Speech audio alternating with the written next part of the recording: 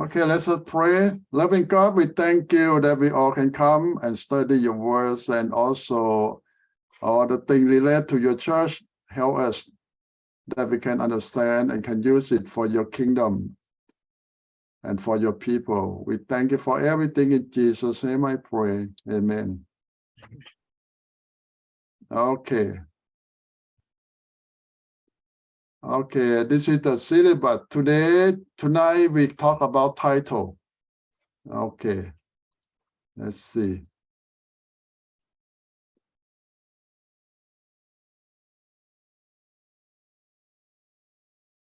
Now we talk about choosing the title for a sermon. And a lot of people say that why spend a lot of time talking about the title of a sermon. Well, it's like your name. I don't know how much time your parents spend planning to name you.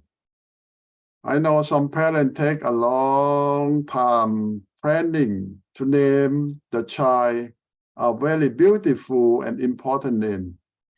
But I know some parents just pick up anything on the way. And a lot of time, if you read the Bible, sometimes the name of the 12 tribes of Israel is almost appropriate. Mom pick up the name, not dad. And why? Like Rachel or the maid pick up the name of their son. It's just the situation that happened to them at that time. It fit the need.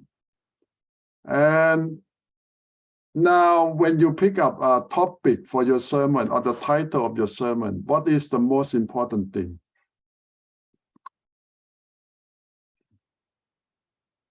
Now they compare this way. If a sermon like a sandwich, the title is the bread, not the condiment. If it's a banana split, the title is the ice cream, not the cherry on top. So what that means? So they try to tell you that the title is a big thing for a sermon. It's not just a decoration, but it tells the whole people that what you intend to preach. If you have the good title, you can draw a lot of people to your sermon. And a good title will tell the people that what they can expect from. And you know that some people just listen to the title and then they left. They leave. You go to many American churches, in front of the church, beside the name of the church, they will have the title of next week's sermon post on the side.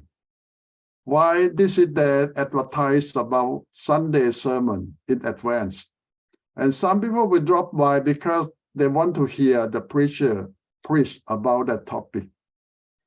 So there must be very good one, that the title very effective and people want to come and listen.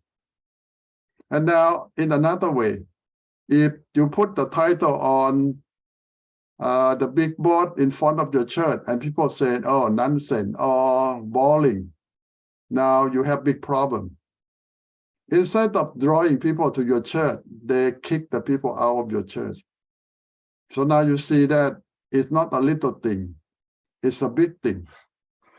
That they can draw more people or they can stop a lot of people.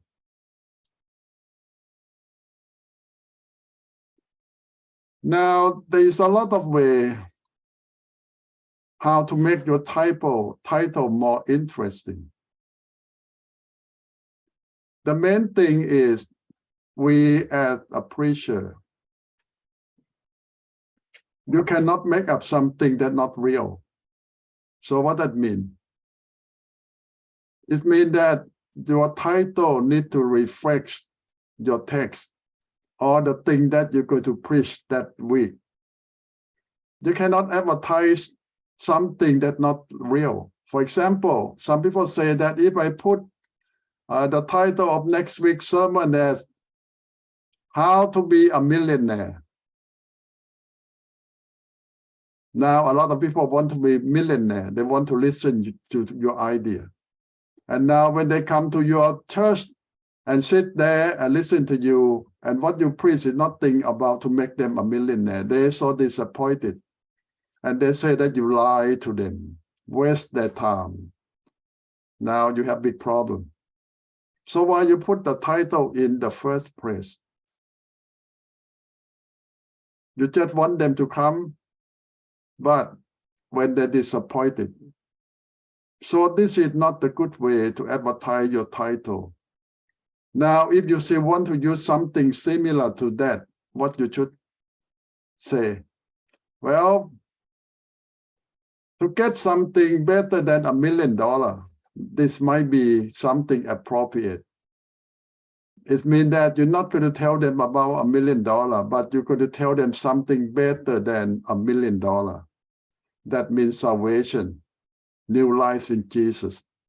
Now, they might come now because they want something better than $1 million, but now you need to make it exciting and make them see the point that new life is better than $1 million.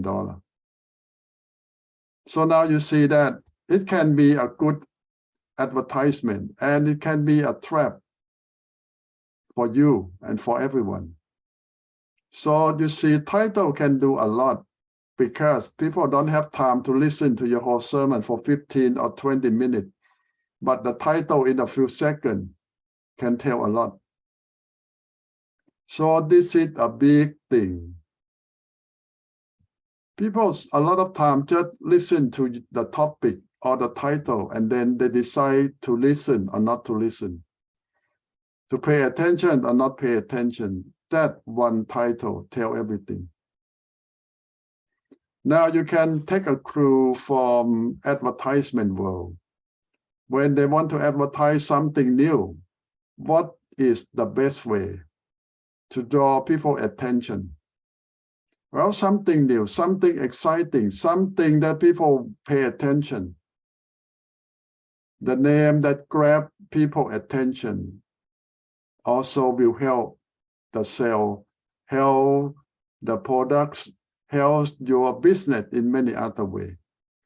So you know that many companies spend a lot of time, a lot of money in invest in a team just to find the best name for their products or the best name for their project.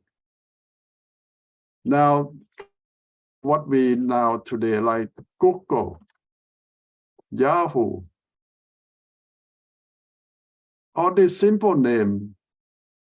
In the past, we don't know what that means, but now they mean a big thing.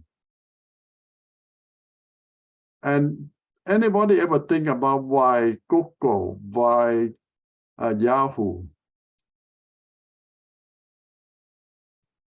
They have a lot of study and research that all this name catch people's attention. And later on, they associate with the new technology. In fact, all this name is not brand new, but it have been used in the new sense, new way, catch people's attention. Now you see that a lot of long name doesn't work anymore. In the old days, some title of a sermon lasts for a few sentences. And it worked in some situations, but modern day, if your title is 2-3 sentences or paragraph, you can forget about that because people don't pay attention to something that long. They want to hear just a few words or even one word. What is the good topic of one word sermon? Heaven, hell, rich, poor, dead. All these simple one word. And that works a lot of time. They say that you need to find the words that catch people's attention. And the best always just short. And cultural connection means that it changes with time. Now we are in the 21st century.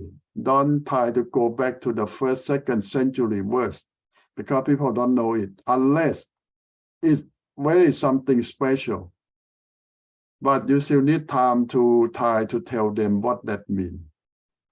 So better find something that people can understand very well, very quick. Now some advice. They say that people read the title, 5 times of people will read the title more than the whole sermon. When you go to read the magazine or newspaper today, it's always short. And it just maybe one line tell the whole story. People don't go to read the whole article. They just want one sentence or a short paragraph about the whole thing because they don't have time. And the attention is very short. If you don't get the attention in a few seconds, you lose them. Make it short, simple, and to the point. This is the best title supposed to be. Simple, short, and to the point. What you want to say. So whenever you write a title for your sermon, always think this way. Is it short enough? Is it simple enough? And to your point or not? When people read it. Clear. Mean that don't make people guess. People doesn't like when they don't understand it. They want to see it clear. What you try to tell them. What you try to sell them. What you try to preach. Let them see it clear. For example, new life. Love, hatred, or friendship. This is one word and simple, and people can know what lies away. Mother Day, Father Day, this is also simple. They know that what you try to tell them. So also, and now exciting news your audience care about. Sometimes your title can tell them it's like something that they're waiting for or something that's coming. For example, if you talk about end time, or the world will expose, people will die, comet will hit, or something that they still pay attention, or flood that we're facing in California right now, flooding. So this is people pay attention. New that excitement, tell people. Now another way that it works a lot of time is you put question in your headline, in your title. For example, you put it's like a question.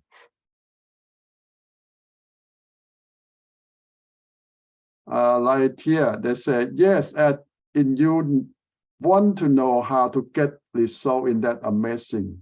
Tell me. Sometimes it's like you're talking with them, ask them question, and you try to give them some answer in your title. But this worked in the past, but today you have to be shorter. Right?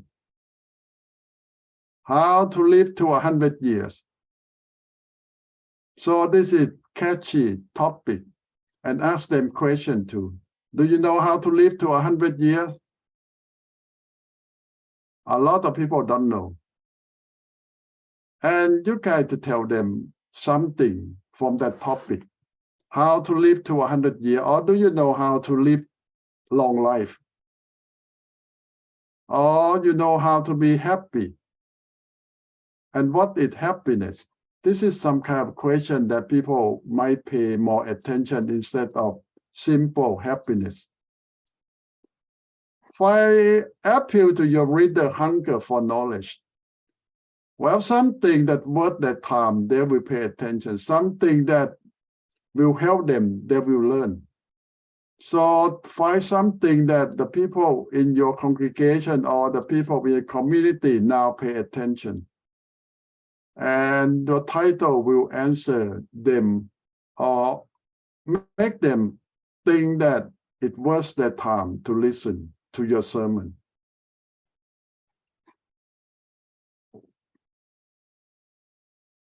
And they will tell you many options how to rewrite your title.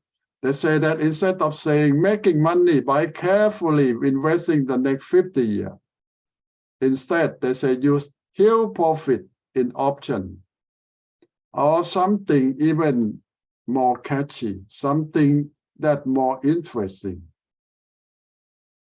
Now, number 6, your title can do is tell them how to do it. Tell them the way.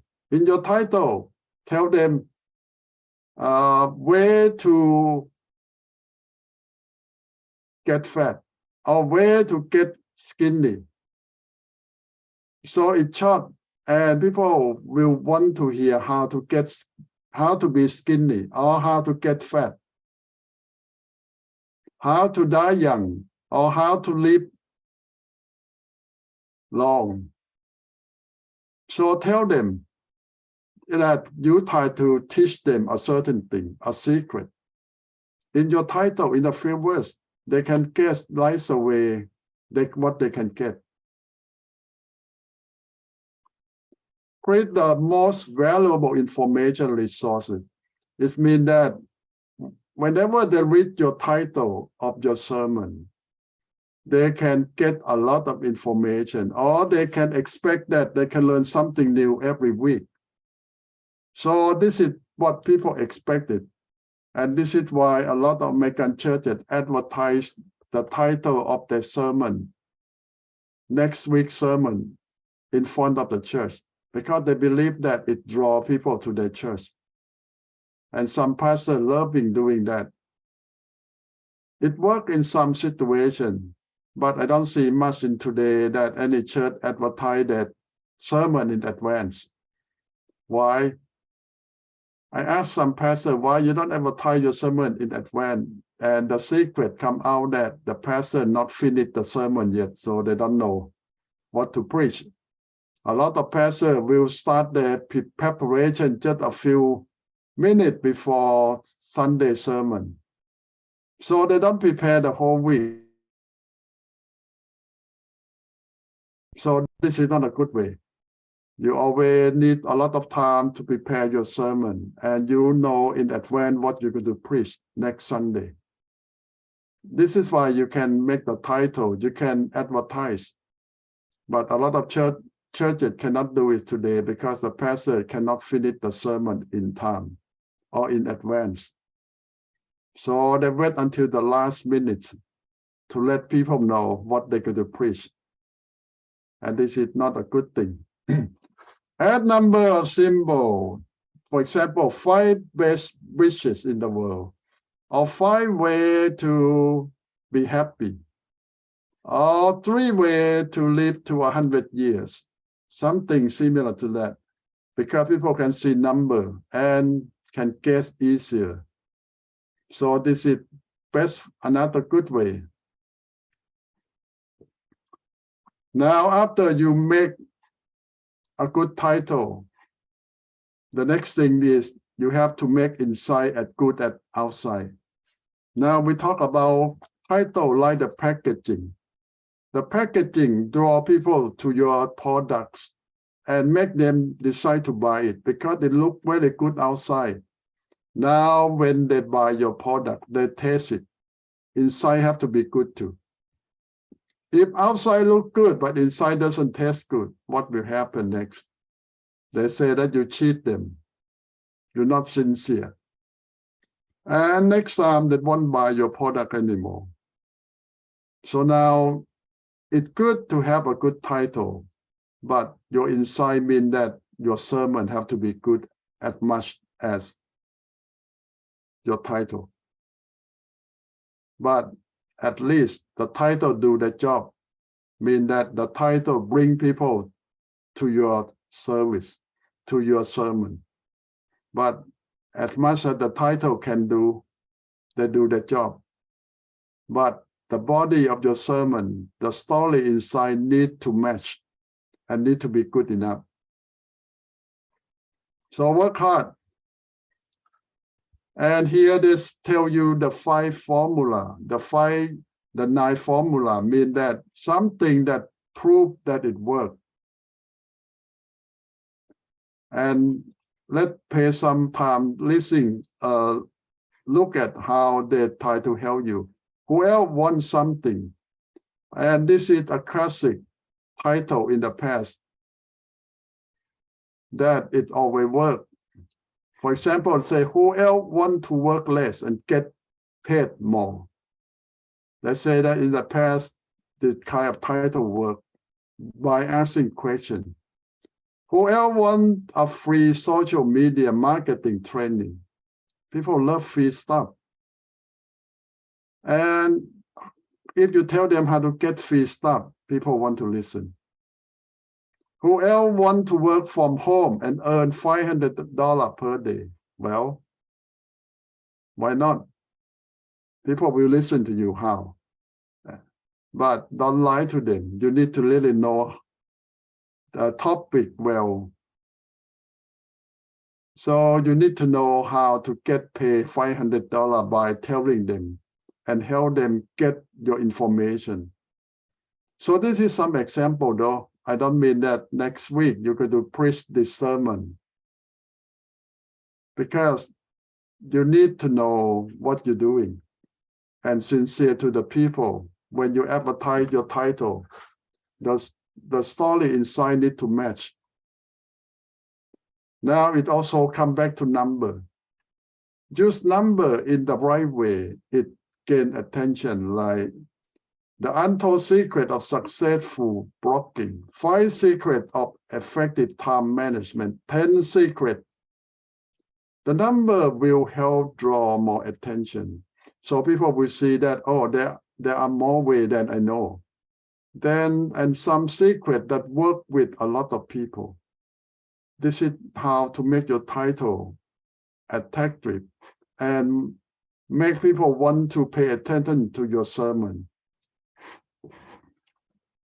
Now they say that here how somebody does something. Here how Coca-Cola get results from social media. Everyone knows Coca-Cola, so popular. And now we want to know their secret, why they make social media work for them. People want to know. And how women can look younger. Oh, I think all women want that. But you need to really tell them the truth. How you can double your organic lead. So it can be a lot of things. People love organic today and all natural things. A lot of people love that. But when you put in your title, you need to tell them what you mean by organic lead. The natural way or the simple way. All this headline work because it tells people how to be successful. And here another number 6, the rule is now you can have your Mac and use Chrome. So you know the different technology. In the past, Chrome worked for Windows.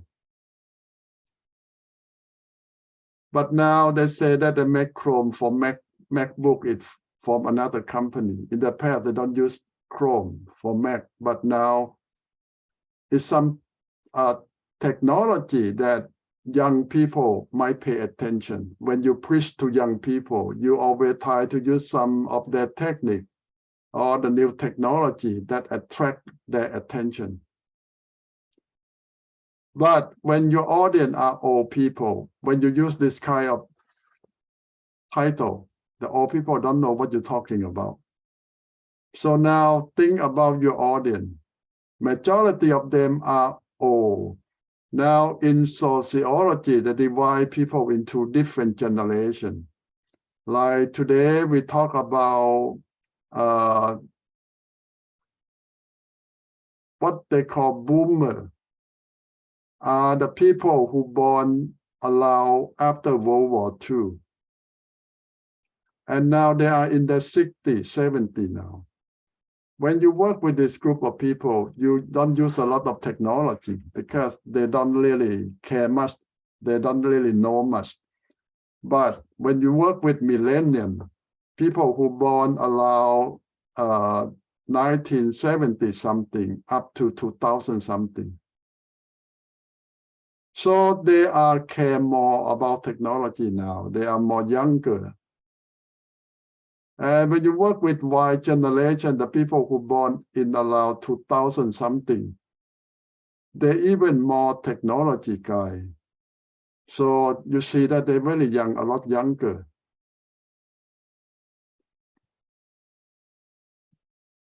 Number 7, how to do something like world-class example. Now, number 7, it might work with most people. We talk about blog. We talk about internet. We talk about social media. And a lot of young people love that. But now this blogging or social media can have bigger audience because older people try them too. Now you talk about Microsoft. A lot of people know Microsoft because everyone use that technology, use their product. And just thing like Robbie Williams, I don't even know him too, or her. So, but this is in something that American culture might know, but in the certain generation too. When you mention about some very famous movie star, you need to know that how old is the movie star, and a lot of young people don't know or actor, actress. They come from different generations. Now you see all these examples tell us about the title that work with certain generation. And you need to know who you work with and use the thing that they know, they understand, and they pay attention to. Some people say that, oh, I use a lot of new thing, technology, but with wrong group of audience. It doesn't work. Now, if you work with mostly Lao people or Mian people, now your title was supposed to mean something that they know, something that they care, something that will gain their attention. So you know your people better than everyone else. And if you want to attract new group of people, you need to know the new group of people who you try to work with. Now you see a lot of things that we doesn't care much in the past. We just say that, okay, I preach the sermon and I don't care about the topic. Well, the topic is important. Number 8, all you need to know about something. Now this kind of title also help. It means that you try to tell them all the secret, all the things that they need to know on a certain topic. For example, all you need to know about salvation. Here, I tell you. All you need to know about new life, happy life. Or all you need to know about heaven or something. In your sermon, you're going to tell them all in just 15 or 20 minutes. And number again, number always work because it tells people that this is the secret. This is the way. And any of that way work with someone, it already proved. So this is something that will work in your title. Add you.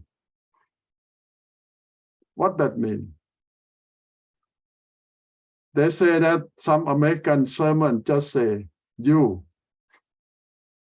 Mean that not that you. It just add the word you in your title. Mean that you can be rich, you can be saved, or you can do better job. So tell the audience right away that this is about you. And you can do it. You can get it. By telling them that I care about you. And this thing is all about you.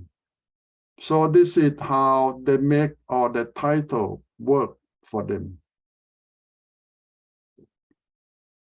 Now, I don't know which one you think that you're going to adopt, or which one that you think is going to work. You want to try. or which one you think that it doesn't work. Because from your own culture or perspective, you think that this kind of title never work. Now, how you think about the topic of tonight is about your title of your sermon, how to find one, how to use one, and how to make it work for you. You get any new idea? Yes, Nathan? Ajahn, all the example they give to us, or do they fit all the three styles? Yes, it works with all three kinds of sermon. The title in general mean that you can use it for expository, topical, or textual. The title will work with anyone. You can use one title and preach three kinds of sermon too.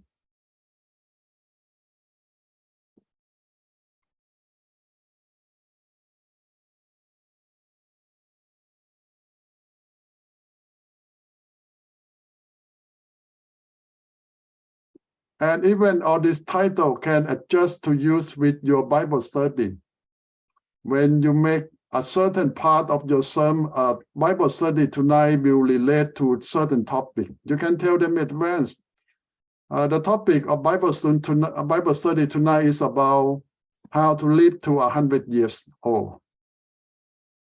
Well, you have Noah in your study, or you have Abraham in your story or something. Those people live longer than 100 years.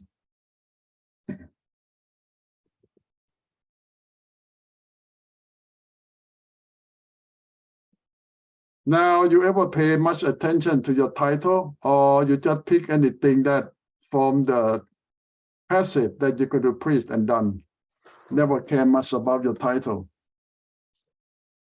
Ajahn, I think title is important. Like you said, sometimes it's really hard to pick up what title, what you're going to talk about. If you got the title, and then you're going to have to make, connection between the title and, sometimes, like preaching through the, like the book like that.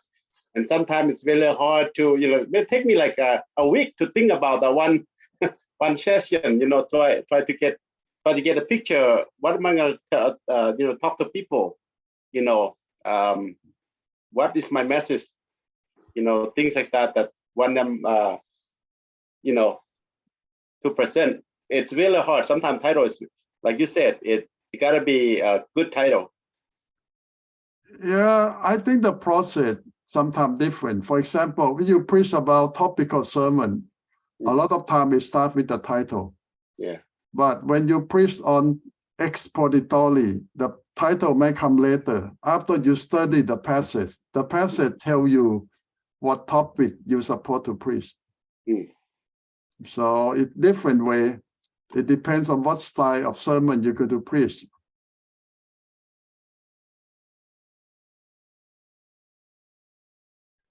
John, it's too hard. I don't know how. I'm scared. Well, we all have to learn, and learn by doing, trying, make some mistake first. Yeah. And we keep getting better.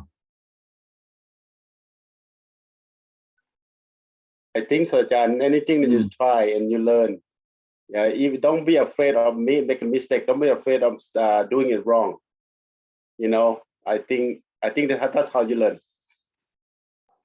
Yes, and it can be a lot better when you have friends or people who help you, try to help you improve what you're doing. Sometimes we don't see everything, but when you have a lot more people help you, that make it a lot better that way. That's why this class is not just about lecture, it's about your practice and about input from your friend to help you.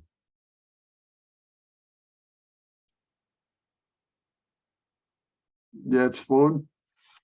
Yeah, I have a example, Ajahn. So last week, so I went to for the Theology in Sacramento. So I try to pick out my sermon, but it's very hard for me. Only 1 week, so I try which one. A lot of people, I never preach on a lot of people like that. Okay, I have only 2 days left. So I call Ajahn Konsai, say, help me out, please. And he give me some idea how to try to pick the. But thank God, Ajahn, I went there.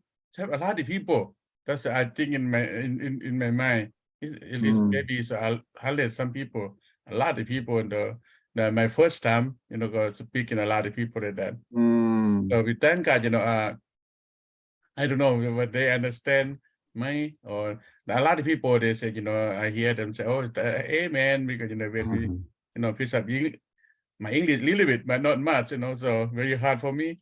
So I don't know what I can speak. I don't know. Something come in my mind. I don't know. So I come home and sleep. Or then so I say, oh, what I speak talking about a lot yesterday. So I keep thinking. I keep calling the people that member from the church. They went with me. So what you understand what I said. I called Ajahn Konsai too when he came up from Utah. So so I tell him, so that's my first time. Don't be scared. We try. We did the verse, not us. God. Yes. Come out from Holy Spirit. Leads you. Don't be scared. But the first thing a lot of people is scared, but me too. I'm scared too. The first time I go jump in the big group like that, so I'm scared. But I said no, not my words. Only you, my Father. You use me. Don't use me. If you let me fail, you fail too. Give that word to him. So everything accomplished. I ask everybody. Say okay, it's okay. So but we thank God, not us. Him. Only him speak with your mind, the heart. To speak to people. Thank you. Yeah, you're right. Thank you for the encouragement.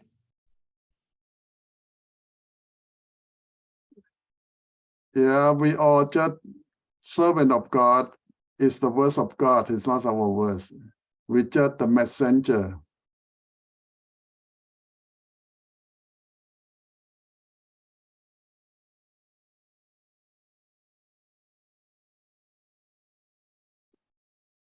Okay, you have any more comment or anything?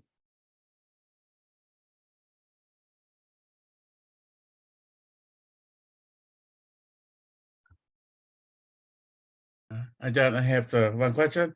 Yes. Maybe you said the sermon plan. Maybe we take the team. Maybe like we make out and me try to go to Ajahn Konsai, go help somehow we plan for the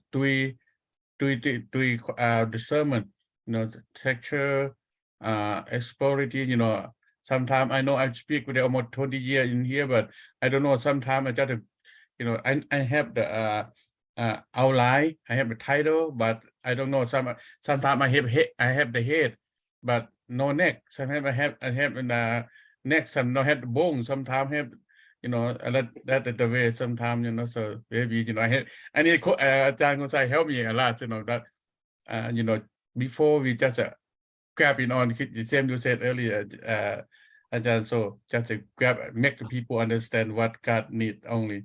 So grab head and sometimes put the hand on the neck sometimes like that.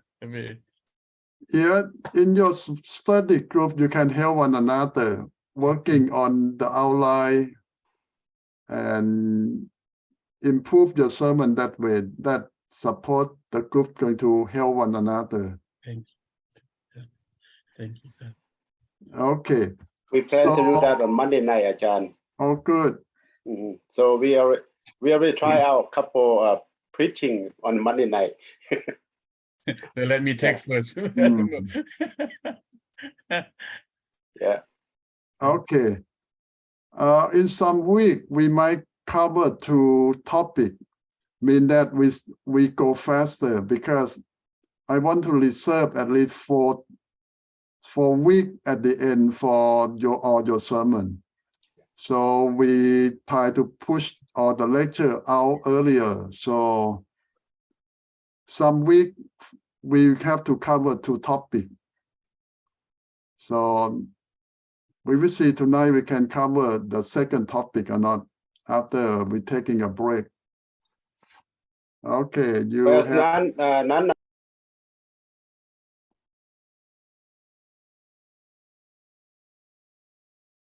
Let's see. Okay, we're going to talking about topical sermon. And this is one of our most popular sermon that people preach all the time. So why we call it topical sermon? Because it concentrates on the topic.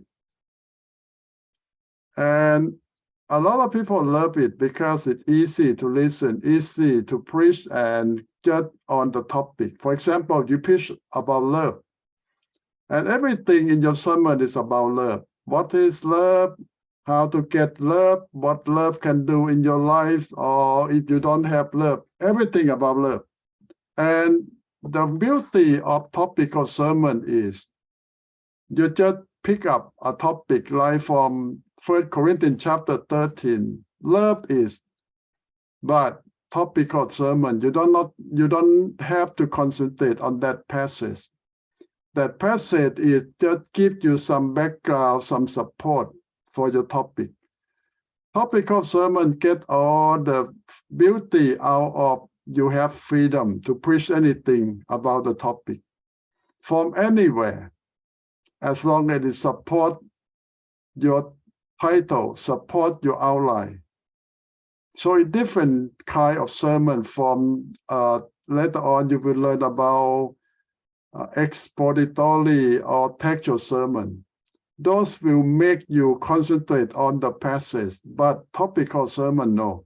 Topical sermon, you just concentrate on your topic, and your topic guide you everywhere in the whole sermon.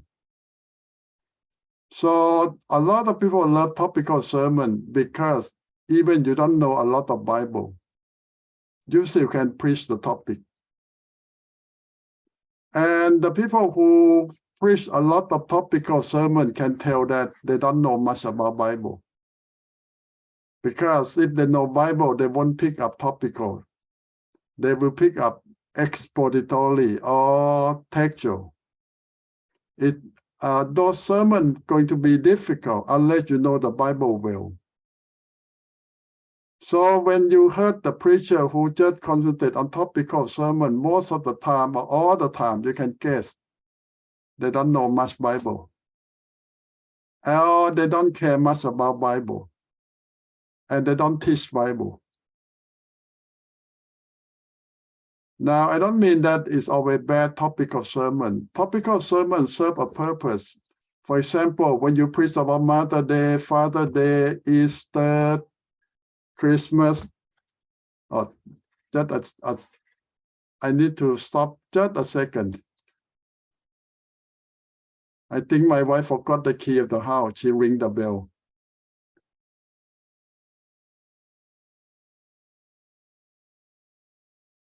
Okay, now we come back to topic of sermon. And I say that this is one of the most popular sermon kind that you hear all the time.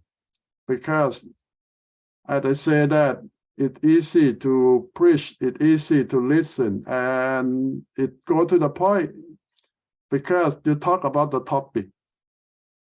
But as I say that, it's not the best sermon to feed your people and to grow a church. Why? Because a lot of time it's not based on the Bible. It's just based on the interest of the people, the popularity of the time.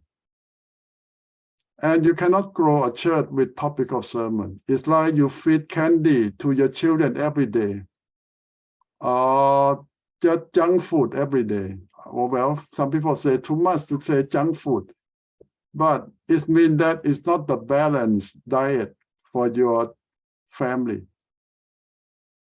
So in order to grow a church, sometimes you can preach topical.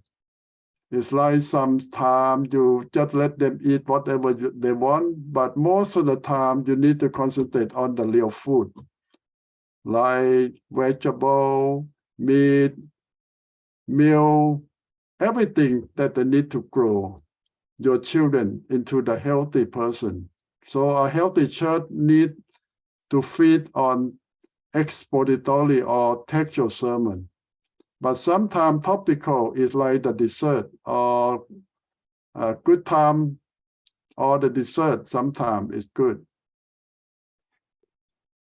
Now we're going to go more deeper how to build a topical sermon. And I already say that it mainly based on the topic. And you can start with the topic. The topical sermon start with the topic. And some preacher plan the whole year of preaching on topical sermon, but after the 1 or 2 years, you run out of topic because there are not that many topics that you can preach.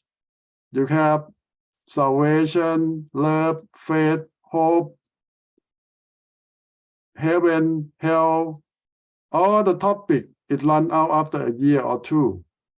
So a lot of preachers will quit the church or change church after 2 years because they run out of topic to preach. And some preachers just build 2-year sermon and try to recycle every 2 years into a new church. That's why most American pastors quit the church around 2 years. And this is the real standard. Very few pastors live in any church more than 2 years because they don't have topic sermon to preach anymore. And when you're going to live in the church for a long time or to pastor the same church for a long time, you need to study Bible hard and preach on expository or textual, because after 10, 20 years, you still have a lot of things to teach or preach because the whole Bible is still a lot. I have been preaching here for 40 years in one church. Still keep preaching. So you can see that you can preach your whole life from the whole Bible. And never done. Now, why topical sermon so popular? I already say that because it's easy to preach, easy to listen, easy to prepare. But it's not all bad. Sometimes we need topical. Why? Because, for example, in funeral time of service, a lot of time you can bring topical sermon about new lives, about lives after death, about a lot of topics that relate to the funeral. Or in your wedding, love, and the topic is love, or commitment. Yes, there is Bible to support that, but people prefer mainly on the topic. Or many special occasions, the topic is more important than a lot of things in certain situations. So it's not always bad, but you use it sometimes to supplement your topical, to supplement your expository or textual sermon. There is good thing that we mentioned that we need it from time to time, the topical sermon. But the negative thing I already tell you that topical sermon don't go deep. It touches the skin of the Bible. You cannot grow a church with topical sermon. The people, your member, will never know the Bible. They don't understand the whole Bible because topical is just scratch the surface of the Bible in a few things. But you need more than that. You need to build a church on strong foundation of the Bible. You need to go through the whole Bible. And you cannot just bring topical to build a church. So now why, as I say, why topical sermons so popular in modern day? Well, most preachers want something fast and easy. And a lot of people today don't have commitment for the church. They're shopping around for easy church that can get entertainment. Now, this is the big problem in modern day churches. A lot of churches don't teach the words of God. It become an entertainment center. People come to get entertained, and the church need to make them feel happy by good music and good listening on the topic of the good sermon. And people come and go and don't make commitment to the church because they don't know much about the Bible, and the preacher don't try to teach them. So when you concentrate on topic of sermon, they have a lot of negative impact in the long term.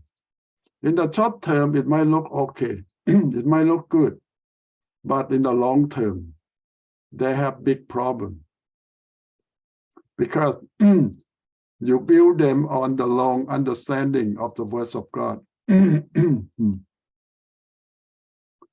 Now you can talk about all kind of topic that you can pick to preach in church. But the easiest way is about all the special occasion. If you take a calendar and you look at every month, they will have something special. Like January, you have what? You have New Year. You can preach about New Year, New Life, anything. February, you have what? Valentine's Day. You can preach about love. March, what you have in March?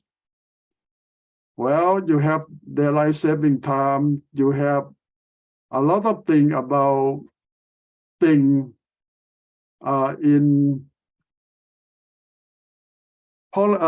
you preach about spring, new life, new beginning after winter. So if you want to concentrate on calendar alone, you have all kind of topic every month. Or every week you can build a sermon. And you can go on, and you never, for the whole year, you can find topic, no problem.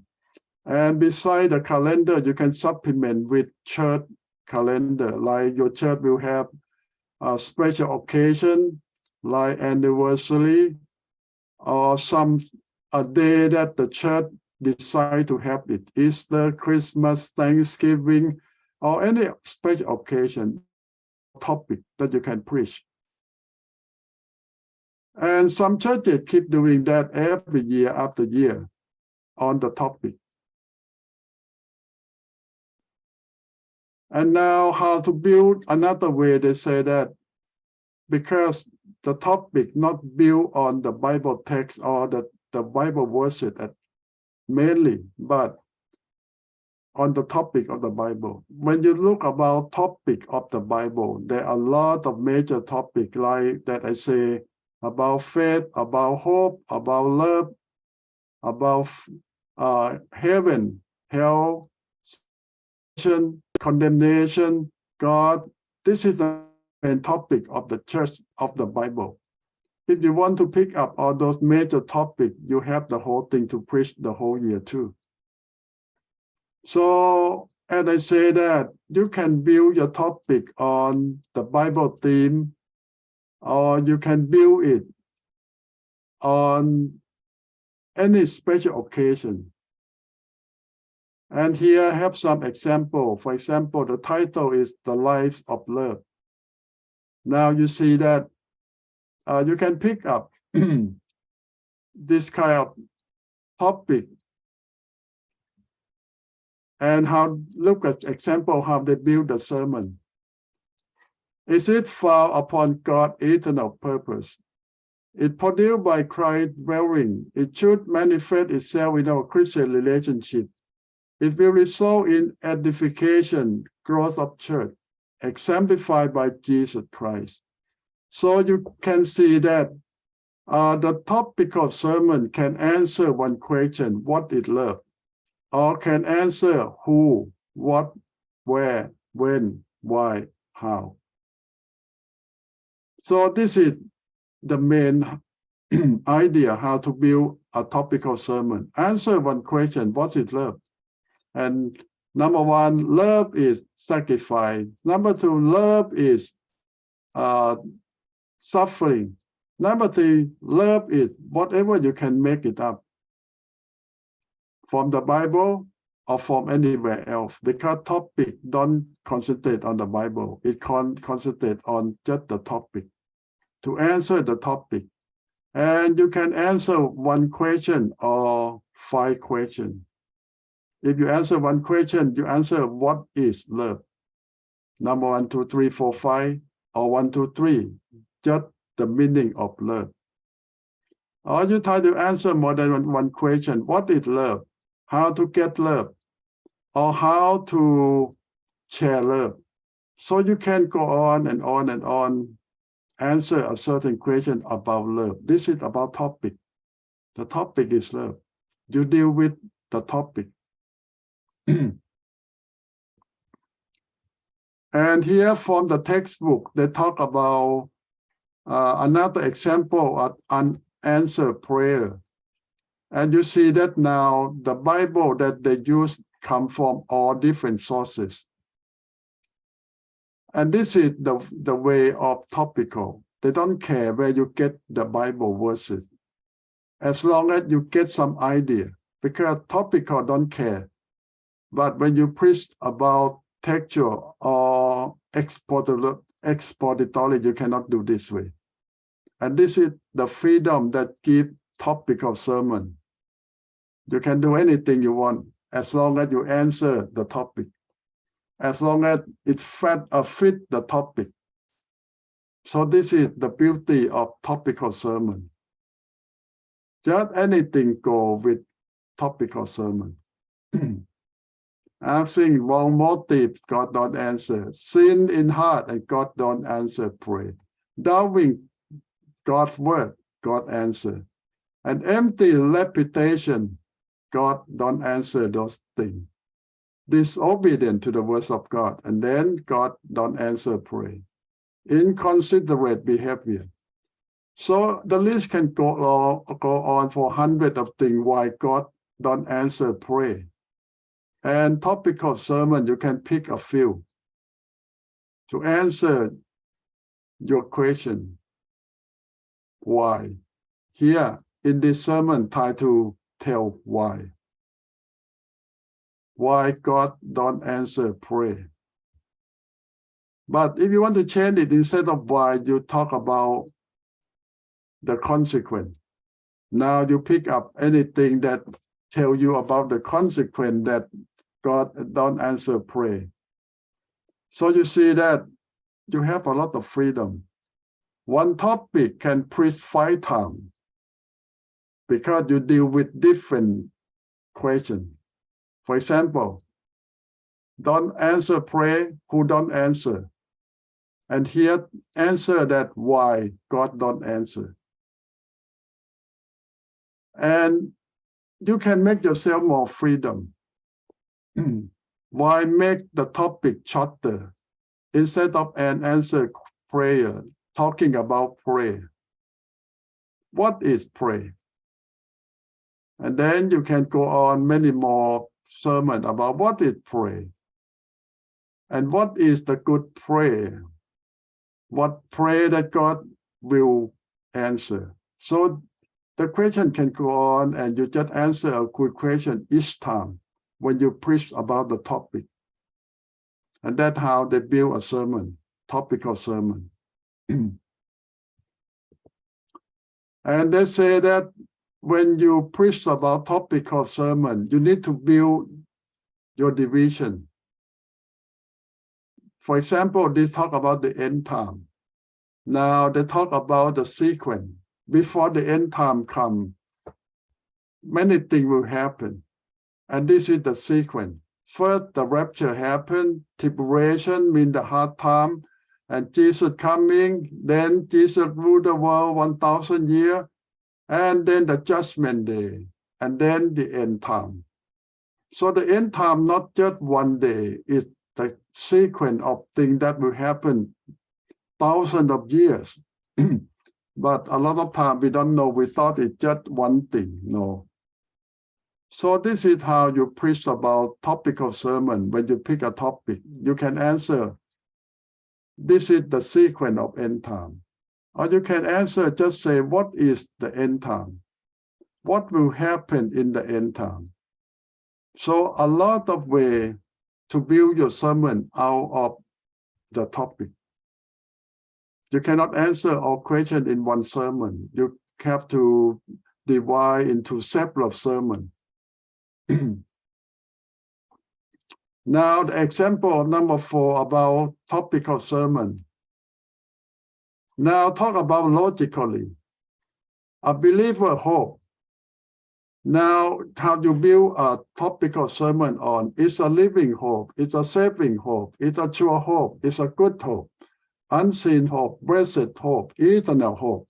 So this is you build it on logically, the reason why our hope is a good hope. Now you can preach about the bad hope of non-believer, and that's another topic. And this topic is about the Christian hope. Why it's so special. Now you try to tell them the main reason in logical way. So how to answer that. And you can quote Bible from anywhere you like. This is the beauty of topical sermon. It's not limited in just one passage. You have the whole Bible to quote to support your topic. And this is because topical, because you concentrate just on the topic. Now look at number 5. Number 5, we use the word analytical, mean that Satan, our arch enemy. Now you try to analyze who Satan is. It's just like you try to answer the question who is Satan. You try to tell them his origin, where he come from, his fall, his power, activity, destiny, everything about Satan. This is because topic about Satan. You study about Satan and try to teach the people in your sermon in this topic of Satan, where he come from, how he fell, where he get his power, what he tried to do, and the end destiny, what will happen to him. So this is something about Satan from the topic of Satan. This is how you preach, and you see the Bible verses everywhere. You can get it anywhere to support what you try to tell about Satan. So this is how to preach a topical sermon. The main division can be based on a phrase from scripture. Now, you use the word walk in Ephesians, walk in unity. Let's see. Walk in love. Walk in the light. Walk circumspectly. All the main division can be coming of Christ and salvation, the coming of Christ and soul winning, coming of Christ and sanctification. So this is a different way how to build your division in your topical sermon. The easy way to answer is answer what, who, what, where, when, why, how. You answer one question or 5 questions. That is how you build your topical sermon. Now another example, number 7, they talk about angel. They talk about the origin of angel, the fact of angelic creation, and about time of angel creation, number of angel, the state of angel. So this is from different parts of the Bible that you can quote. So how they build this sermon?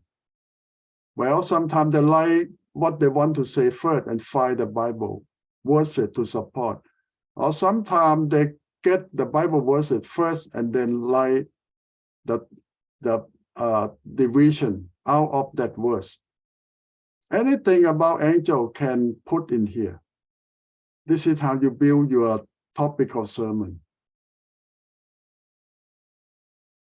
Well, this is in short how I explain to you how to build a topical sermon. I don't know you get that simple idea about topical sermon. Let me come back to you for your question and reflection. That we already talk that this is one of the popular sermon and one of the easiest way to build, to preach, to listen. Now your question or reflection on topical sermon. You think you can make one? You can start. Yes, Nathan. I cannot make one, but I cannot make one, but I think I wanna have example. Ajahn, can you go back to example 2? And you give us all the steps, but is it included the text, or you didn't put the text in yet? Can you? Okay, let's see.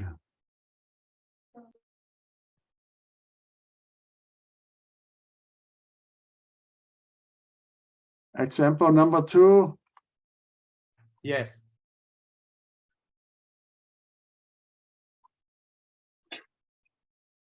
And answer prayer. This is the one, or what topic that you're talking about, Nathan? I thought you give us all those. If we find the main text, and this the 1 to 6 will be our Division. divisions, isn't it? Yeah, this is division.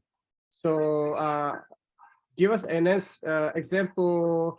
Which text will be a good fit for those? You see that here they give example that they get it from the Bible. But the beauty of topical sermon, even you don't get any Bible, is still okay. As long as you have one main Bible to be with the topic. The division can have Bible support or don't have it, it's okay. Yeah. So for this 1 to 6, this will be divisions, but can you give us example of one text that will be part of, will be the text for that, Ajahn? The easiest way you can pick up that, let's see, you can use Jesus' words when he teaches his disciples how to pray. And he tells them that don't repeat your words like the Gentile, or how you pray from Jesus' teaching, that Jesus teaches his disciples how to pray. And that can be a good topic, the Bible topic for prayer.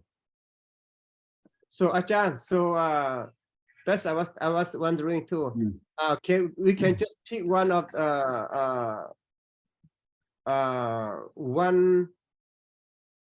one's division from here and just use as the text. Is that right? Yes, you can pick one of the division and use that the main text. Okay, that's what I was wondering too. Yeah. Yeah, you can do anything because topical have all the freedom to do whatever you like, as long as you answer the topic and support the topic. So you can cut one out and use it as the main. It's okay too, because you have all the freedom to preach about an unanswered prayer. Ajahn, and next step, what? How do you do for the conclusion then? Well, the conclusion you can decide. You want to help them get that their prayer answer or not, or still want them to think about unanswered prayer. But I think the better way to conclude this sermon is how to change that. I think John James chapter 4 verse 3 is the good one for that topic. Yeah, the wrong motive. James 4 talk about the wrong motive when you pray. That's why God don't answer your prayer, because you have a wrong motive. You ask for wrong thing. They say that the first thing James said that you did not get because you did not ask for. And when you ask for, you don't get it because you ask for the wrong thing. So James talk a lot about an answered prayer. So you can pick that main thing to be. But the conclusion still better than concentrate on an unanswered prayer. But the conclusion should say that, do you want God to answer your prayer? Or do you want to get answer? So don't do all this, change it. So there can be the negative and positive reinforcement. You want them to go on the positive side, but you present them with the negative first, but at the end, you still have to conclude with the positive reinforcement. Mean that teach them the right way, the good way, instead of concentrate your whole sermon on bad thing. You want to change them. You don't want them to concentrate on this, but spend some time in the end to convince them to change their behavior. So the answer we will answer now. So Ajahn, for the conclusion, we can find a text out of this 1 to 6 text. We can find another text from somewhere to conclude it. That if that has more weight, that would be better. Yes, because we always want a positive reaction in the end. But you see, this topic is negative because they talk about all the bad things that they did. But we want them to change. In the end, we want them to change to positive.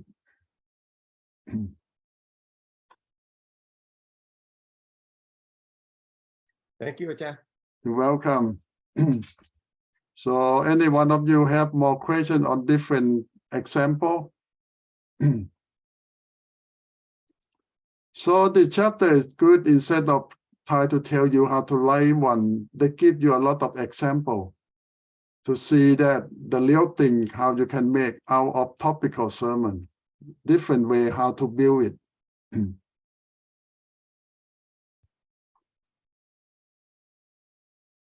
Yeah, pay more attention to all this example. This is from the textbook, one of the main textbook.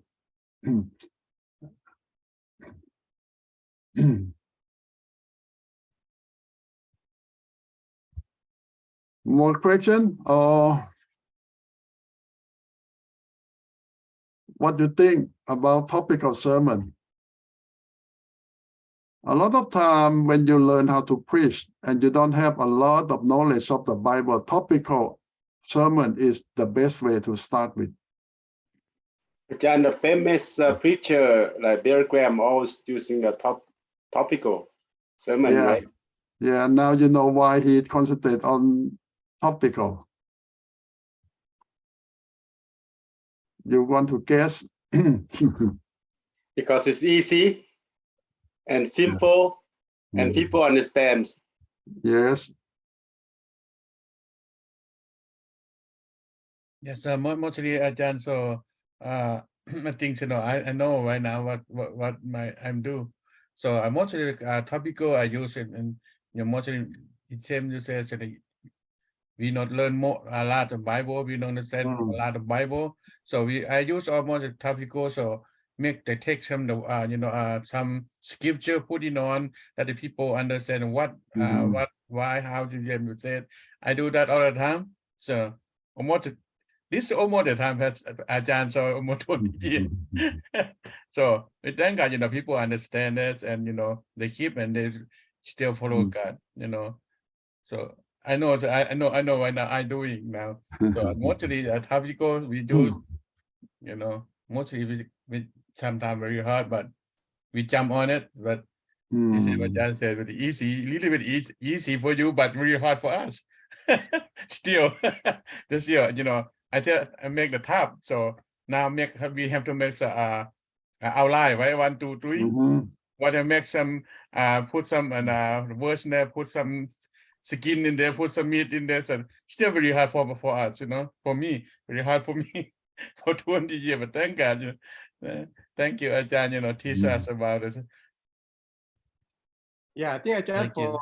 for new beginners, I think we start with topical. Maybe later on, maybe if we're more comfortable, then we can jump to another kind of preaching style. Yeah, in order to do different kind of sermon, like expository or textual, you need to know Bible well. If not, you cannot do that. Ajahn, so I try some, focus on the same scripture we preach, and I keep 1, 2, 3, one just we have outline and 1, 2, 3, so one explain only one verse, only the Bible. Don't keep any verse from another the verse putting on. I try to, but very hard to we have to explain to deeper. So I do 2, 3 times. Have to sit down more than 2 weeks. Only one, but I prepare one for the topical, just the easy one, prepare and retry, and the hard one about 2 weeks. I drop my grandchildren to come home, keep reading, looking for the Bible with another words, how we differ this. It is very hard. Just for us, I think very, very hard. Thank God. Yeah. When you go to the topic of expository and textual, you will know that when you try to preach on that style, you need to know the language, you need to know the culture, you need to know the history, you need to know theology or the background. Because it's not just about whatever you want to talk. The Bible tells you. And you need to dig very deep in the real meaning of what you try to teach from the Bible itself. So that's a lot of study.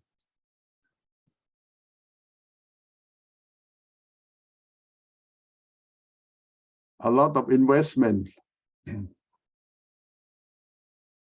So Ajahn Poon, did you try to preach expository? Yeah, I'm talking to Ajahn Poon. Yeah, I teach some, I preach it in my church, sometimes I try 2, 3 times a year, so not much, just because it's very hard. It's the same as just very, very hard to do, try out how the, break out the Bible, how it's very hard. I called us Ajahn Konsai, one time I do one away, I could saw him, he said, oh, it's good, but not deep. Only like the can and and the water here, top the water, not go under the bottom.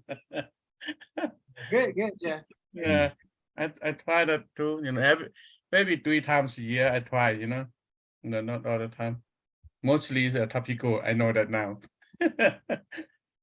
Yeah. Ajahn, do you know it's called Dr. Stephen Lawson? No. I listened to him. They said he's really famous expositor, but when he preached, it's so long that sometimes I get lost. That's right. So expository or textual is so complicated. if you don't know a lot of Bible, sometimes you get lost too. It's not difficult for preacher to preach. It's very difficult for listener to listen, to follow too. So if you are new believer, you try to understand expository or textual, it's sometimes very difficult too.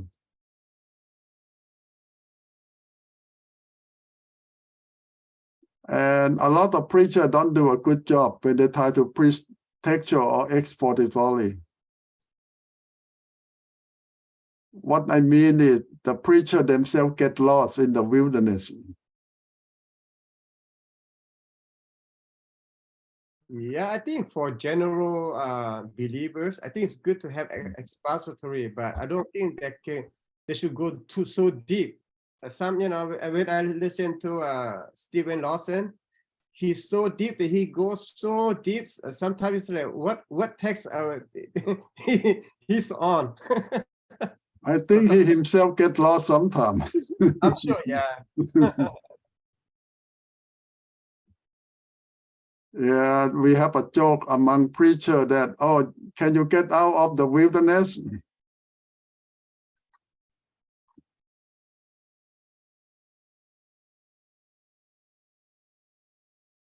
I heard some people mention about that pastor, it cannot find a way to land.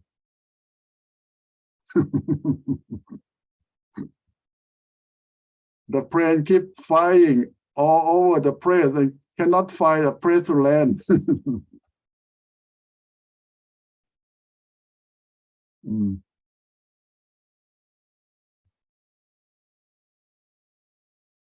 เนี่ยอาจารย์ครับ2 ปีก่อนนะผมพยายามทำexploratory อยู่ที่พระธรรมยากอโบบทที่3นะเพราะเกี่ยวกับลิ้นเรื่องลิ้นใช่ไหมผมเอามา ก็โหก่อนจะได้นะก็คงไม่ดีแล้วก็อาจจะงงงังก็เข้าป่านั่นแหละอาจารย์ บางครั้งเกิดกลับมาไม่ได้ ไปเกินก็ผมก็จะถามอาจารย์กชายหลายครั้งอยู่ว่าที่เคยถามเมื่อก่อนว่า อันนี้มันไปด้วยกันไหมแต่ก็ขอบคุณพระเจ้าแล้วก็พูดไปแล้วที่บวชก็เคยมีปัญหากันหน่อยใช่ไหมผมก็แล้วเรื่องนี้มาพูดให้เขาฟังก็อยู่ในนั้นผมจะมาเอาที่ไหนมาก็4-5 เวอร์สมันก็พยายามดันให้ว่าทำไมลิ้นมันเป็นยังไงเพราะฉะนั้นทำอย่างนี้แต่คนที่เขาโกรธกันก็กลับคืนอีก ผมพระเจ้านะครับแม้แต่ว่าเราไม่มีความรู้แต่ไม่มีปัญญาแต่ก็พระคำของพระเจ้ามีฤทธิ์แล้วก็ผมก็คิดอย่างนั้นแต่ก็พูดไปงูปลาก็ขอบคุณพระเจ้าอาจารย์ที่อาจารย์ก็ได้ที่อาจารย์สอนมาแล้วก็เอาตรงนั้นมาใช้ลองทุกปีนะครับเพื่อจะให้เรียนรู้แต่ก็ส่วนมาก100%ก็ทับพี่โก้นั่นแหละ Yeah, just try your best.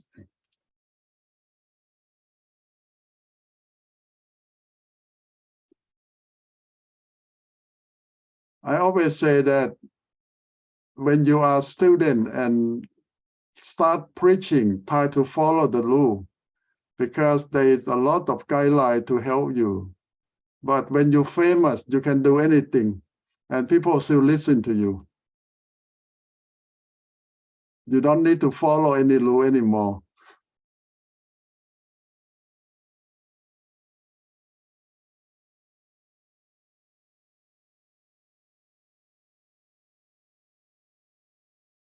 And sometimes fame can get you lost too. Yeah. But people still listen to famous preacher and they don't care what they say.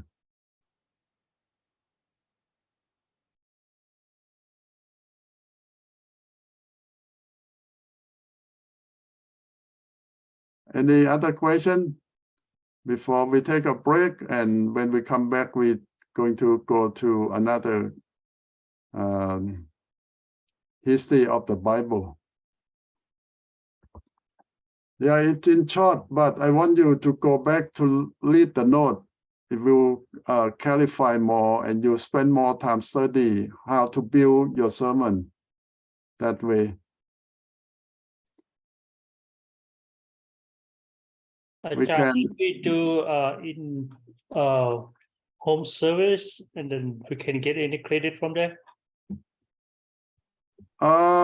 Yes, what you do, you preach or you teach or what you do. Preach. Okay, you send me the outline or something that I can see. Okay. Okay. Okay, let's take a break now.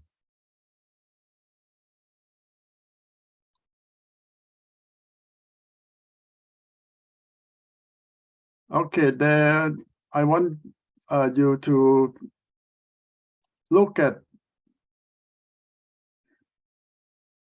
the syllabus of this class. You have a few things that you have option to do. You can do 2 papers. And the paper is just about study the history of the Bible. You see, in English Bible, there are a lot of history. But they want you to learn how we get the Bible, study, and do some research paper. But I say that you have option. If you translate the lecture note into your language, any language or anything, that will cover all the paper. And there is another project that you can do. It's about the history of translation of Bible in your language. Whatever language you want to study beside here in the English language, you can do this one. Now, some people ask me if I do all the translation, if you cover everything, it depends. I know that, for example, if you do in Mien, you need to do it verse by verse or by yourself. There is no app to help you. And for Kong Sai, he have all the app. But I want Kong Sai to take another step, edit the translation, because I know the app did not do a good job. They doesn't make sense a lot of time. So if you use the app, you need to spend time to edit what they translate, to make sense of everything, compare the note and correct them. And if you do this translation, I will count as number 4, number 5. So you do this one, you cover 2 of this assignment. If you don't want to do this, you want to do the little thing that they require here, is okay. So you have question concerning the paper, because we're not going to have midterm or final. This is cover midterm and final. You have any question? Yes, Nathan? Ajahn, I'm afraid that we may not able to finish the whole lecture note because it's so complicated. I understand that. You can do as much as you can for the time that you have. Okay. How fast you have done, how far you have done? I started, but I did talk to San and Kat? not much, I would say. It's hard. Yeah. Okay, you don't need to translate every single word or every single sentences. Just get the message across. I think it's going to be okay. Yeah, I think that would be easier. Okay. So Kong Sai, you think of try to edit them after the app translate them? Oh, I did not hear you. Yeah, I'm gonna try, John, because I think some of the your lecture note, even the dictionary, even the translation doesn't understand it. You're right.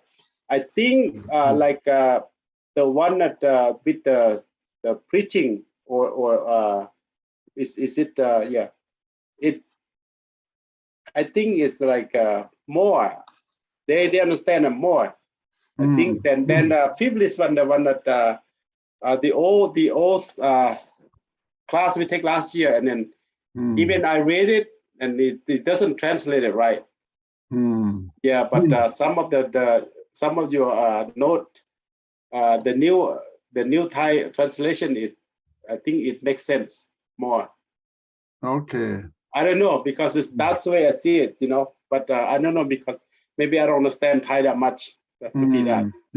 Yeah. Okay, just try and we will see what will come out. Okay, I try with the best then. Okay. Okay, let's go back. Today we talk about Old Testament, how we got the Old Testament.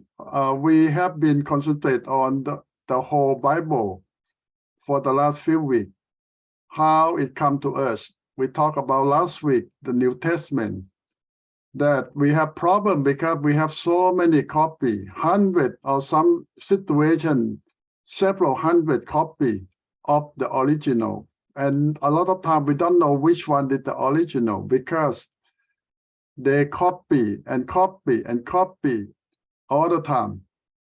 So we need to use new technology or new science, try to decide which copy is the oldest one. And science have the way to guess, but still not exactly correct. So when you compare that thousands of copy of New Testament, for example, the book of the letter of Paul, we have several hundred copies of the same book. And even we use technology, we still have a lot in the same similar period of time. And then we have to decide which one is the oldest. Why we decide that? Because the oldest is supposed to be the most corrected one. Because the new copy by hand by another person. And when you use man to copy the whole Bible or the whole letter at nighttime in the candlelight, the chance that they will make mistake a lot. And not because people make mistake, the way they write down the Bible, mean that they use some kind of metal to make the mark on the skin of the animal, and they fill it with ink. Now you can guess that 2-3 steps to write to copy the Bible. Now the one who make the mark and the one who fill up the ink, it might not be the same person. And now the ink might go over and change the meaning of a certain verse. Well, a lot of things can happen in that process. And now we try to say that God in control. People always try to estimate or think that, well, a lot of mistakes can happen, but we believe that all these things not happen by accident, but God in control. Mean that we get the Bible because God wants us to have the Bible. Even we went through a lot of difficulty, a lot of trial, but we know that God in control and God help us all the process from the beginning until today. We have the Bible that we pretty sure that everything is correct, the best that can be. That God allow it to pass on generation to generation to us. You remember that the Old Testament passed on by words of mouth. And it's a miracle that people still remember to pass on. They memorize the whole Bible. They spend their whole lifetime memorize the Bible so they can pass on the next generation. And they keep doing that for thousands of years until our time. And only by the help of God that this thing can be done. And we see that all the words of the scripture is God breathed. God sent to us, and in that form to man. So we say the Bible is the love letter from God to man. It's not just any law that God wants to control us, but it's a love letter. God loves us and give us the Bible to guide us, to help us how to live a correct, best life that He designed. So today you might compare the Bible like the handbook of some kind of products that you buy. It comes with a handbook. The Bible is a handbook for us how to live a life that God made us. But I know that a lot of us don't read handbook because we think that we can guess how it works or how to fix it ourselves. Very few people read any handbook. I believe that most of us don't read too because it's too much. And this has happened to people that they don't read Bible because they guess that, oh, we can live our life by ourselves. Now, the Bible did not come into our own language, but for this many generations or thousands of years, it come into first in Hebrew or the Old Testament. Most of the Old Testament should say that 90 up to 90% something written in Old Hebrew. When I say Old Hebrew, I don't mean that modern Hebrew, but the original Hebrew is the Hebrew of 4,000 years ago. So it's different from modern Hebrew in many ways, but at least this is solid. This is the words of God that pass on to us. And now the second group of language that used in part of the Old Testament, we call Aramaic. You know that a lot of part of the Bible, especially from like the book of Daniel or something, written in Aramaic, because at that time the Assyria ruled over the world. And at that time, the language of the world is Aramaic. It's part of the language mix of Arabic, not modern Arabic though, is the original old one. Plus, the Jews don't adopt the whole language of the Assyrian or the Persian or the Babylonian. But because they're under those control, they get all the culture, the language, they adopt a lot of words. And this is the language that when Jesus walked the world, this is the language of the Jew too. The Jews call themselves Hebrew, but they speak Aramaic at those days. So this is not a native Hebrew, that the Old Testament language. And now come to all the way, the New Testament, mostly written in Greek. And it's also not the classical Greek. When I say classical Greek, it means the language of the scholar, the philosopher, the literature in Greek. The New Testament written in common Greek means that the language of the people, the spoken language of the people in the market, in everyday life. So this is a different kind of Greek. So now you see that three main languages that make our Bible.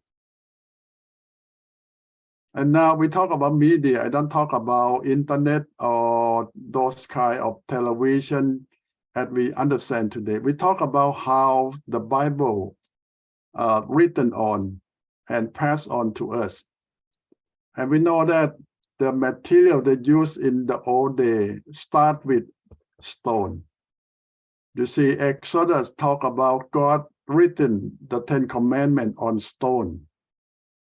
So this is very old, to almost 3,500 years old at least. Papyrus is another kind of paper that made by the Egyptian. It's the reed, the kind of grass that they used to make paper on those days. And it doesn't last long, but it's part of the process that they use to write things. Now, the most popular one in the time, in the end of Old Testament and the early New Testament, we call animal skin. They use the skin of the animal, they butcher the animal and take the skin out. After the butcher, the tanner will come and clean the skin. And people will use the skin to make clothes, to make tent, and also to make paper, as we know, to write book on. And this is the way that New Testament and Old Testament later on copy on animal skin. So you see that it's not on paper or by printing machine that we have thousands or millions of copies of today. They're written by hand on this. And this is how the Bible passed on to us. Beside the original one is oral, mean that they memorize. As I mentioned before, the old version of the Bible by verse, they memorize. Now we're talking about the copying of Bible. This has become culture and tradition. Beside the Levi, beside the Pharisee, we have some people who make a living of copying Bible, because this is a long process, a long time that they take, and some people have the skill, training to do the copying. And they're doing this for a living.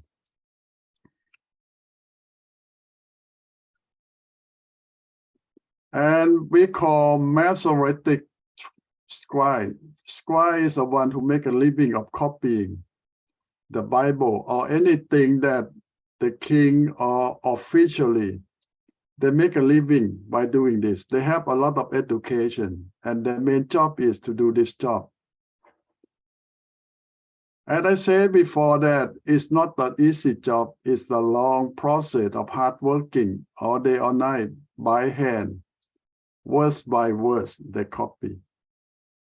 They don't have any machine to help or any way to make it easier. Now we talk about the copy of the Bible. As I say that there's so many, not just a few, so many. And even the oldest one have so many copies. Well, some people say, oh, it's good and bad. Good mean that we never lost any Bible because we have so many copies to compare and select the best. But the worst is, each copy is different from another copy a little bit because it's made by hand, copied by hand, verse by verse, not by machine. So everyone is unique, a little bit different. So now the problem is we have to decide which one is the best, or closest to the original one. Now, when we talk about Septuagint, it's the way that try to translate the Old Testament into Greek, because by that time, the Greek ruled the world, and most people learn Greek.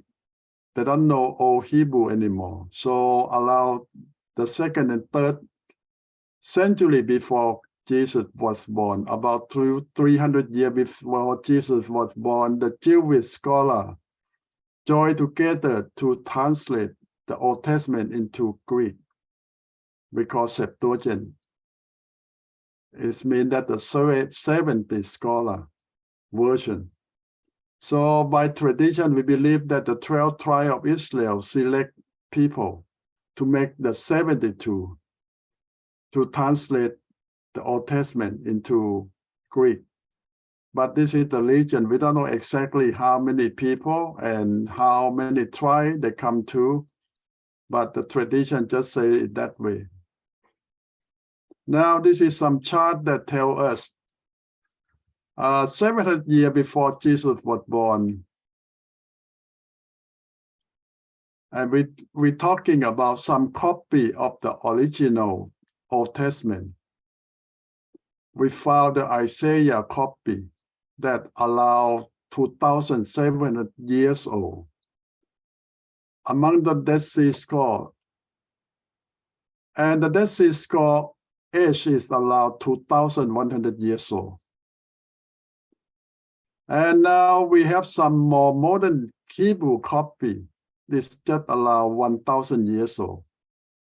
And you see the translated modern day Bible, we compare every copy from almost 3,000 years old, 1,000 years old, 2,000 years old. Try to see that there is any differences or not, but most of them are almost identical. So that's a miracle. Every 1,000 years we compare each one. And we surprised that almost exactly the same thing every 1,000 years. You see that it should be a lot of differences, but by the miracle of God, all copy from the beginning until what we have today is almost identical, a little bit different.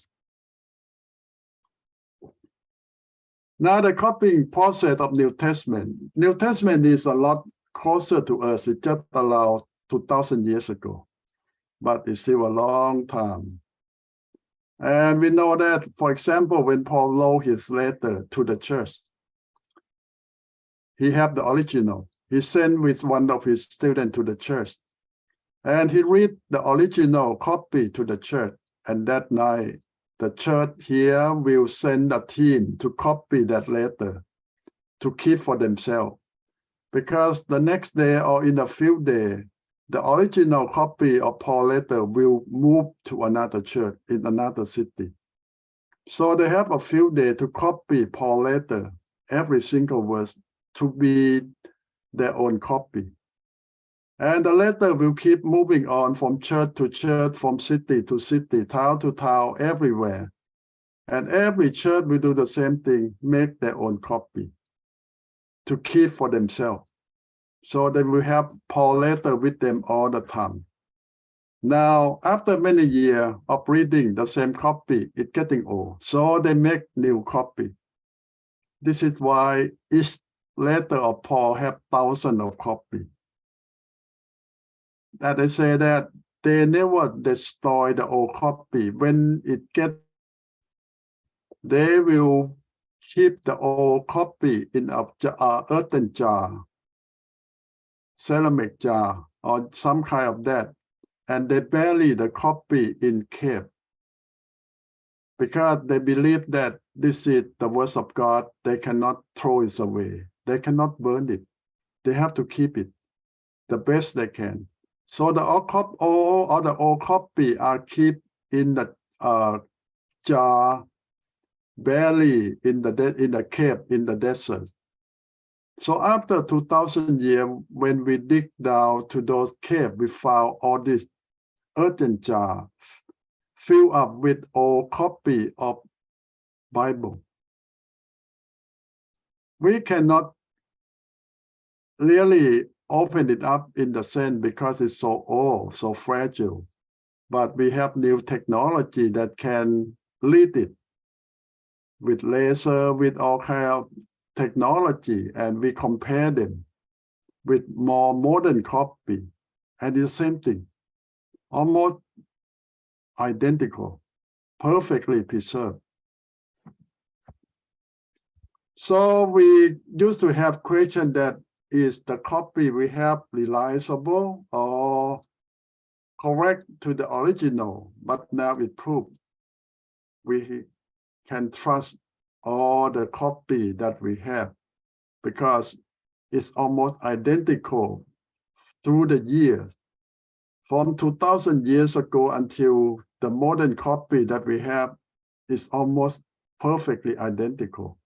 A little bit different from the mark or from the point because of old age and the dropping, the missing of the ink that used to fill the gap of the text that they make a mark on the skin.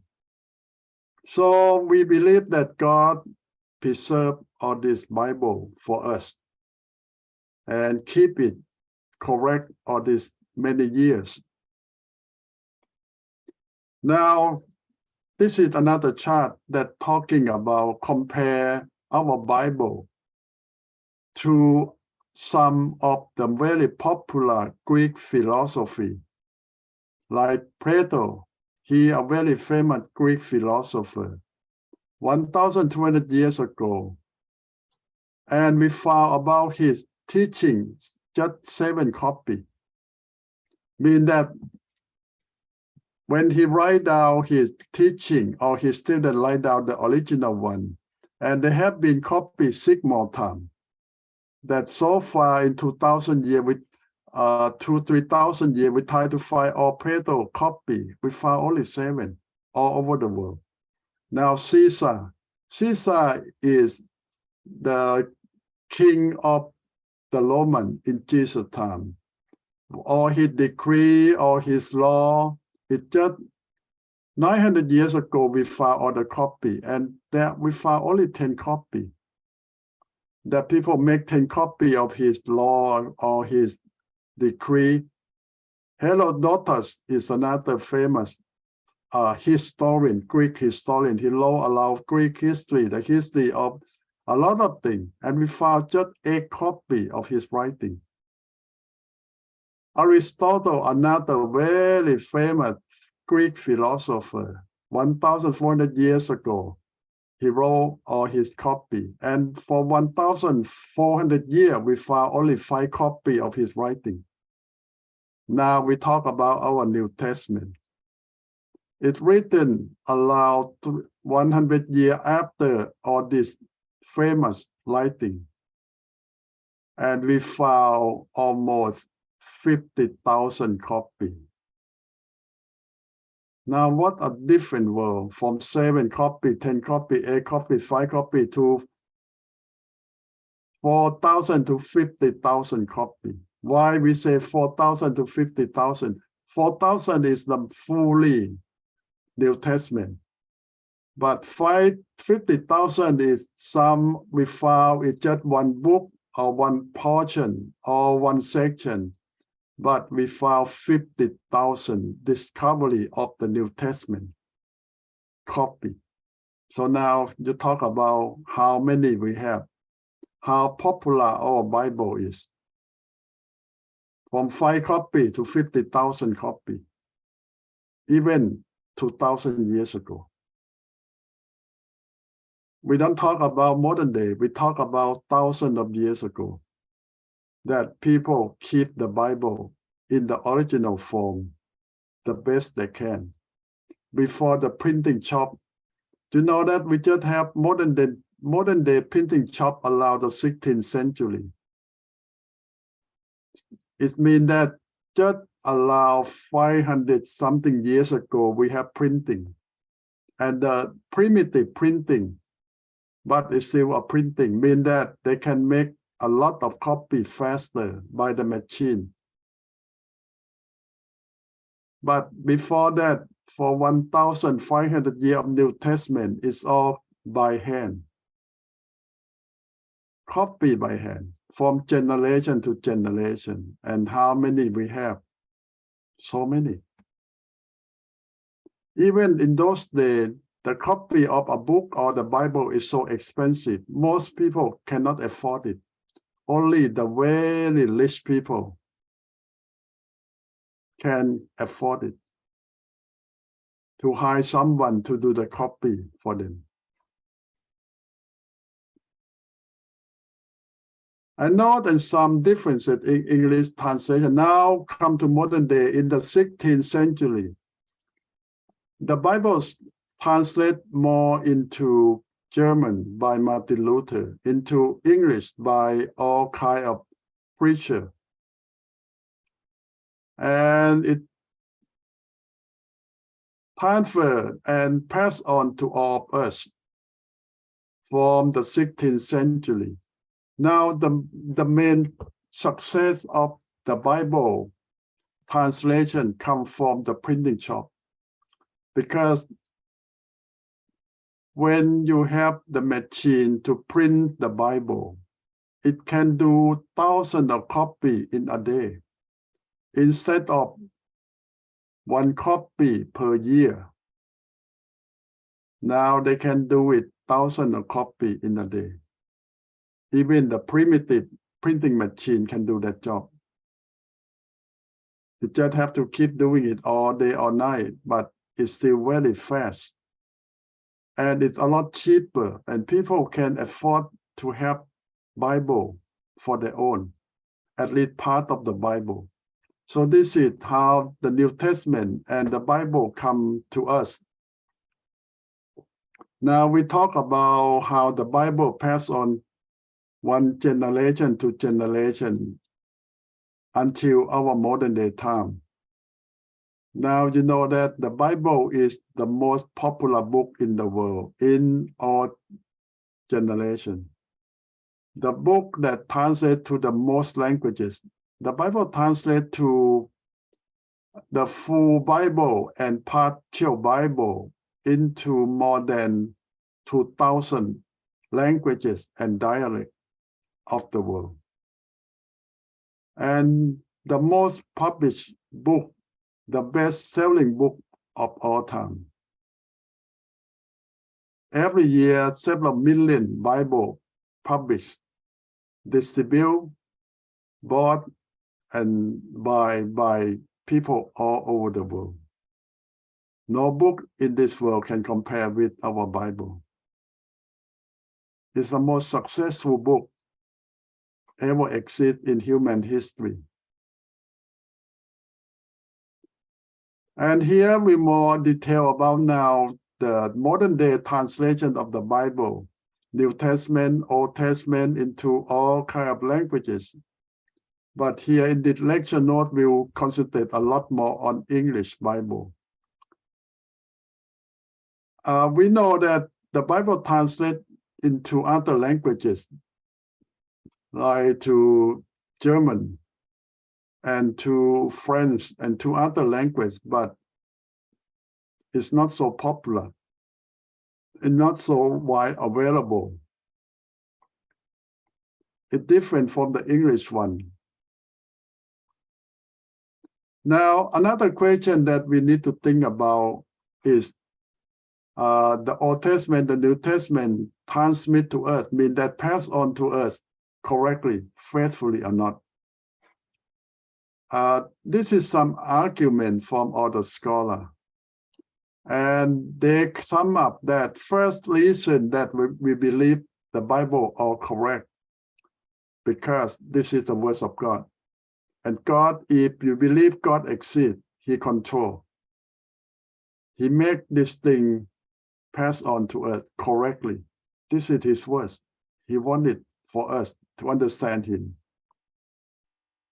And man is the God, the creation of God in His own image. And we know that the words that God spoken to man is the letter of love, that He wants us to know Him and understand Him and follow His teaching. And secondly, the Bible itself confirms that God in control, God allow, and God make it happen. Number three question, Jesus Himself endorsed the Bible. Jesus said that this world will pass away, but the words of God will exist forever. And He read from the Bible that we have. So Jesus Himself, that He is God, confirmed that this is the words of God. And He wants us to read, to study these words. And now we talk about history. For thousands of years, the Bible still survives. People try to burn the Bible, destroy the Bible throughout history. But those people perish, die, but the Bible survives and still here. Nobody can destroy the words of God. They themselves were destroyed. And this proved to us that this is not by accident. This is the words of God.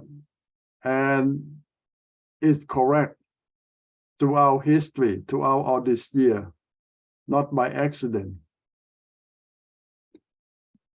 From page 15 on, we will have what we call textual criticism, mean that modern day scholars try to study Bible from a different way, not just try to know the Bible, but try to find mistake in the Bible. Well, maybe not fair to say that, but they try to study the Bible from people who don't exactly believe in the Bible. They say that to be fair, to treat the Bible as one book and try to test it, that the Bible pass all the tests or not. How they test the Bible. They go through the whole Bible, especially the Old Testament and New Testament. They study what's written in those books. They check that it's correct by the language standard, by the culture standard of those days, and by the traditional way of that time. So they dissect the whole Bible in small sections and try to compare, try to investigate that somebody will make them up or not, or is it all correct? Well, this is how they study. They call textual criticism. Every single verse of the Bible, they dissect it. They try to find out that it's correct in that time frame, in that culture, in that tradition, in that language or not. This is how they study the Bible, not just try to understand what God wants us to know, but try to find mistake, or try to find that is it really correct or not. So this branch of learning come into exist in the modern time. But the good thing is the Bible survived and passed all the tests so far.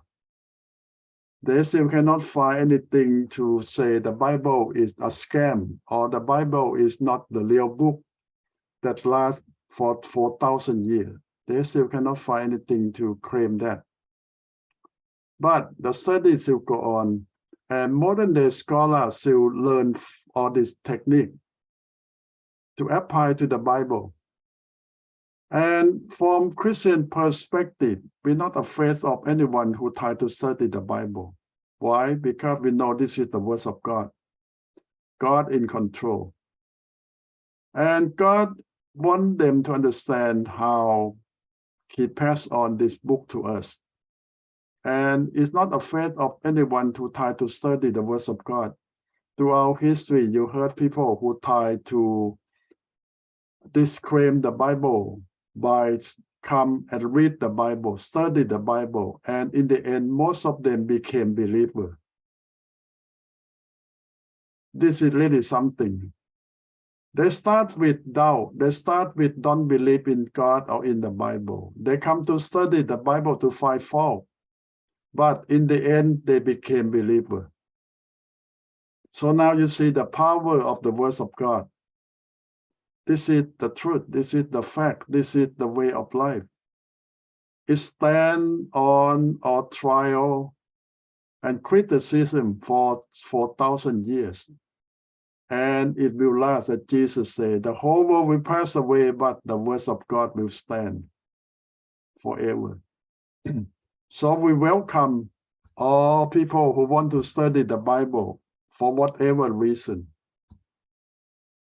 And in the end, everyone will agree this is the words of God. The power in the words of God that can change life and make things correct. So we welcome anyone. Some people worry that if they come to study the Bible with all doubt, with all wrong motive, are they challenging the authority of the Bible? Well, we don't worry about that. You heard the story of Ben-Hur, the movie, the book. Ben-Hur. It's about a guy, a Jewish slave, who saved the Roman general lives and become his adopted son and become a hero. And later on, he became a Christian believer. He started a Jew who don't believe in Jesus or Christianity. But this, the life of a man, a Jewish guy who became a believer. And the one who wrote Ben-Hur start as the one who don't believe in God or don't believe in Bible. So he come to read the Bible in order to find the fault in the Bible. But after reading, studying, he became a believer.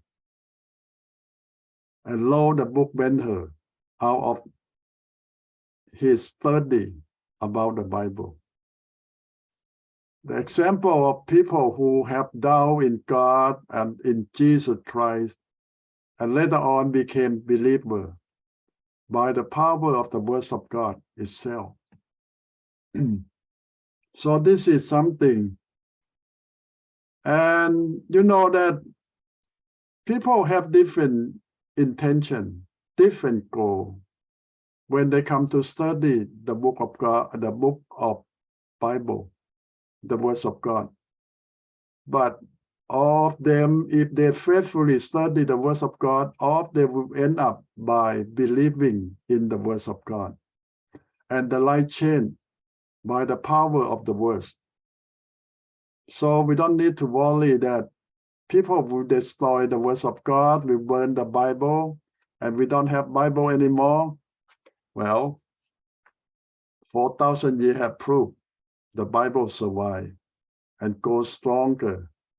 And everyone who tried to destroy the Bible, they themselves became believers. So this is the words of God.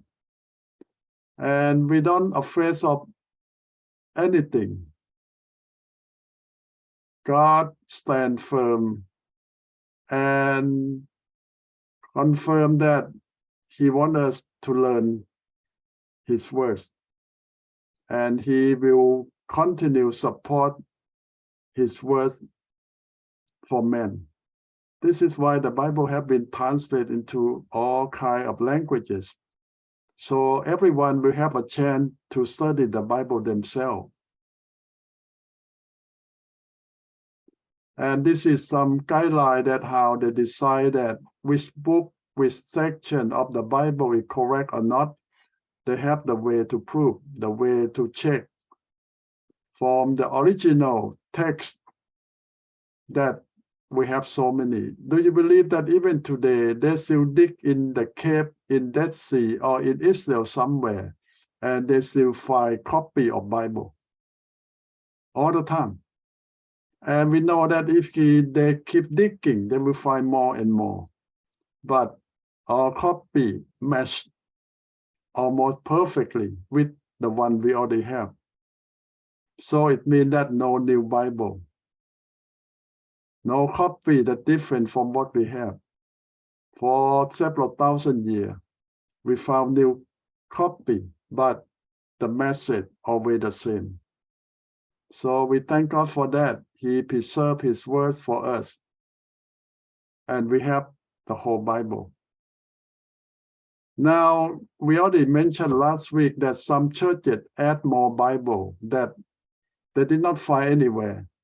They wrote it themselves. Like the Catholic Church keep adding more Bible. And they say that the Pope got new revelation from God and the Pope write a new Bible for the church. It started a few hundred years ago until today. They still keep make more Bible out of the Pope imagination. And the Orthodox Church also add on a lot of new book into their Bible to support their teaching. And we know that all the book that they add on is just a few hundred years ago, not original 2,000 years. It's just a few hundred years ago. And they also claim that God told them to add on. So this is something that we cannot accept because this is not the way the Bible come to us. Okay, This is the general lecture that I have for you for this chapter about how the New Testament come to us, the Old Testament come to us.